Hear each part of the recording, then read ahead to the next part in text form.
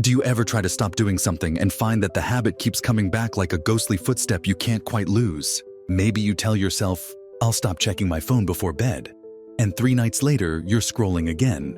Or you decide to cut sugar and the kitchen seems designed to remind you of every pastry within a mile. This video asks a different question. What if, instead of trying to replace a habit with another habit, you redesigned the space around it so the habit simply fades away?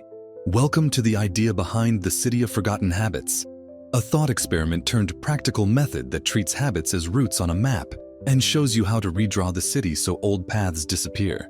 In the next 10 minutes, you will learn why simply willpowering away patterns usually fails, what science tells us about how behavior actually dies or returns, and a step-by-step toolkit, the negative space design, you can use in your own life to safely dismantle a habit without replacing it with another. Imagine a city map where every habit is a road. Some roads are highways, well-worn, automatic, and brightly lit. Others are footpaths, rarely used. Habits form like trampled paths. Repeated actions make them easier to follow. Psychologists call this reinforcement. Every time you walk that route, the brain strengthens the circuit that made the walk easy in the first place. But there's another process called extinction. When you stop walking the path, the grass begins to grow back. Extinction isn't erasure, it's a weakening. And knowing that matters, because weakened paths can suddenly reappear, a phenomenon psychologists call renewal. Renewal happens most strongly when you return to the original context where the habit was learned. That means if you stop scrolling in the living room but later sit on the same couch after a stressful day, the old route can light up again. So the central problem isn't that habits are permanent, it's that they are context sensitive.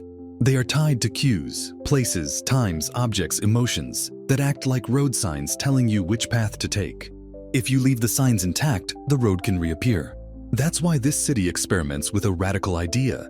Change the signs and change the landscape, not by forcing new traffic, but by creating negative space. Areas designed to interrupt, dilute, and ultimately let the old path be reclaimed by grass. The rest of this video breaks that method into 4 concrete moves you can apply today. Map, interrupt, dilute, and ritualize absence. First, map. Start with a simple map of your routine. This is not mystical, it's a practical inventory. For 1 week, notice every time you perform the unwanted habit. Record where you are, what time it is, who is with you, and what you were just thinking or feeling. Turn these notes into a visual map. Draw rooms, routes, objects that appear, times of day that trigger the action. You will see that habits cluster. A cluster might be kitchen at 9 p.m. after work, or bedroom in the morning with phone on the nightstand. In city terms, you've identified the highways and the junctions where the habit traffic flows. Second, interrupt. Once you know the routes, insert intentional interruptions, not as punishment but as structural breaks in the road. Interruptions are environmental changes that reduce the cue's clarity and force a pause. For example, if the habit is late-night scrolling triggered by your phone on the nightstand, move the phone across the apartment or put it in a drawer that requires effort to open. Make the route less convenient. If you habitually snack in front of the TV, rearrange the living room so the couch faces away from the kitchen, or replace snack bowls with a small plant, something that requires you to stand up and walk 2 steps before indulging.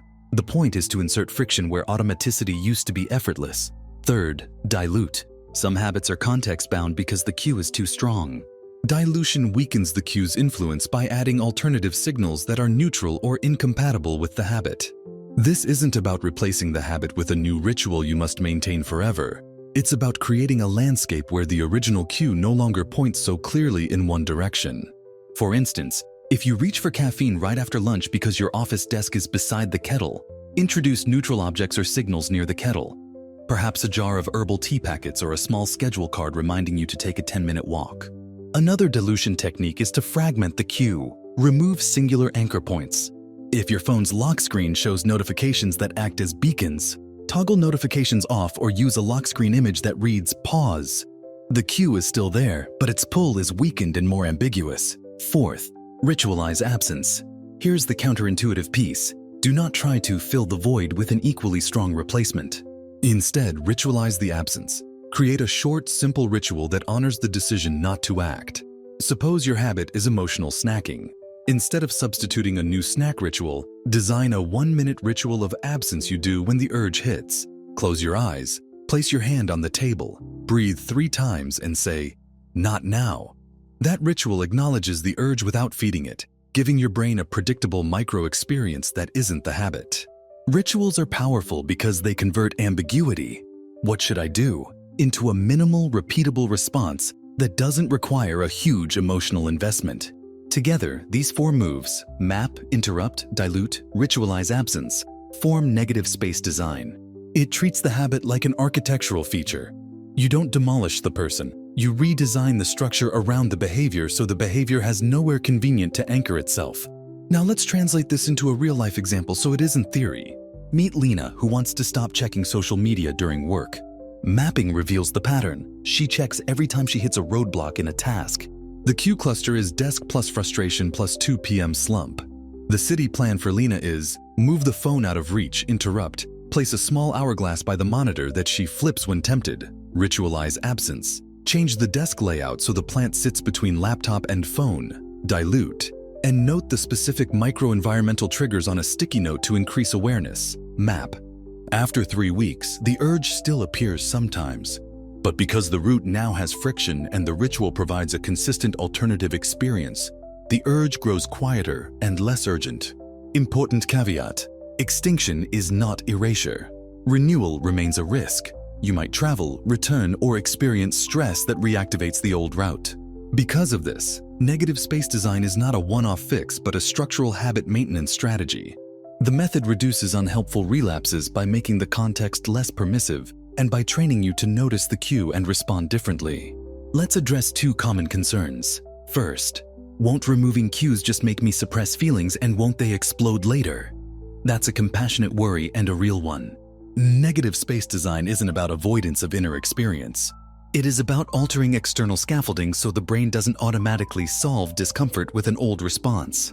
It should be paired with inner work, building emotional literacy, stress management tools, and contexts where you can process the feelings you used to soothe with the habit. Second, aren't some habits useful? Aren't you advocating erasure of everything that feels good? No, the goal is selective. We design negative space around habits that harm your project's health or values. The practice is surgical, not anesthetic. It helps you reclaim agency by removing environmental shortcuts that secretly guide behavior. Now, practical micro-tools you can use today. A toolkit for the mind you can apply in any room, any city. 1. The 72-hour map. For 3 days, record every single instance of the habit with a 1-line note. Then draw a map and circle the hotspots. 2. The 2-step friction rule. Add at least 2 small physical or behavioral steps between cue and habit. 2 steps are easier to sustain than 1 because they introduce choice without being punitive. 3. The neutral anchor swap. Replace a powerful cue with a neutral object that interrupts the chain. A pebble on the table, an hourglass, a plant. Neutral anchors are less emotionally loaded and reduce automaticity. 4. The pause protocol. When an urge appears, do a 60-second pause. Breathe. Look at a neutral color on the wall and ask 1 question. What happens if I wait 1 minute? Often the urge dissipates. 5. The context switch. Calendar. If a habit returns in specific contexts, for example after a breakup or after travel, plan ahead. Brief environmental changes for those return contexts, like removing triggers from your suitcase or temporarily altering the layout of a room. 6. The ritual of absence. Create a tiny symbolic act that marks the decision to not do the habit. Keep it short, repeatable, and dignified. These tools are intentionally low cost and low friction. The point is not to be stoic, but to be strategic. Design the path of least resistance away from the habit, not towards another one you may later regret. Visually, if you are making a video about this, and you are, show it like a map animation. A thick glowing road that gradually fades as grass grows, signs changing from clear to ambiguous, and a small human figure pausing at a newly placed pebble. Use color to indicate strength of cue, bright red for high probability triggers, pale green for diluted signals. Show overlays of before and after floor plans to make the change tangible. Use a split screen with a brain scan metaphorically lighting up when the habit fires and dimming as space changes.